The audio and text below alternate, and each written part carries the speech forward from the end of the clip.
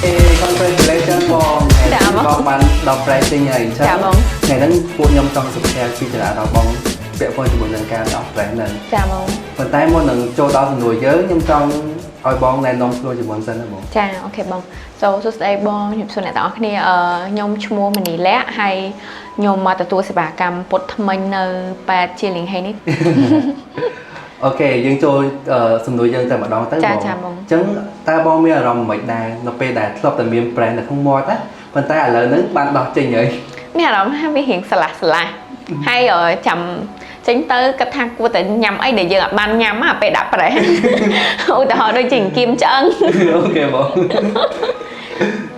ហ្នឹងហើយបងតើបងឃើញថាលទ្ធផលដែលទទួលបានហ្នឹងបងពេញចិត្តជាមួយនឹងលទ្ធផលហ្នឹងចាបងប្លែកនិយាយទៅប្លែកមិនមែនតែពេលដោះនេះបានប្លែកទេណាប្លែកតាំងពីពេលចាប់ផ្ដើមពុតមកគ្រាន់តែប្លែកម្ដងតិចម្ដងតិចអញ្ចឹងណាបងហើយសម្រាប់តម្រងមុខវាឃើញរៀងស្មើវាមិនមែនជាការវះកាត់អីប៉ុន្តែប្រហែលជាថ្មិញយើងធ្គាមយើងវាចអីចឹងណាបងចឹងដល់ពេលដែលយើងពុតត្រង់ទៅវាឃើញស្មើចាហើយថ្មិញយើងវាលែងទៅមុខទៅក្រោយចឹងញ៉ាំអីចឹងវាអត់តែអត់ជាប់អីដូចកាយើងអត់តន់ពុតបងតើអ្វីដែលធ្វើឲ្យបងស្រេចចិត្តជ្រើសរើសប្រើសេវាកម្មនៅជាលហេយើងអូចាបងនិយាយទៅដោយសារតែមុននឹងពុតថ្មិញយើងរកមើលពេទ្យច្រើនដែរដោយសារការពុតថ្មិញយើងត្រូវការប្រយ័ត្នហើយរកពេទ្យដែលជំនាញអញ្ចឹងណាបងហើយនៅក្នុងខេត្តសៀមរាបហ្នឹងខ្ញុំមានអ្នកស្គាល់គ្នាច្រើនដែរគាត់មកពុតថ្មិញនៅហ្នឹងហើយមានទាំងអ្នកកំពុងពុតមានទាំងអ្នកដែលគាត់ពុតហើយអញ្ចឹងឃើញលទ្ធផលរបស់គាត់ហ្នឹងប្លែក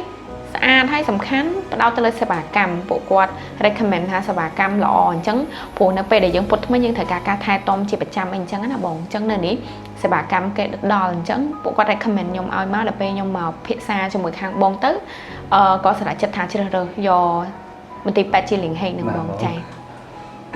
អញ្ចឹងបងមានអីជាពាក្យផ្ដាំទៅគ្នាយើងដែលគាត់ចង់ធ្វើការពុតថ្មីហ៎បង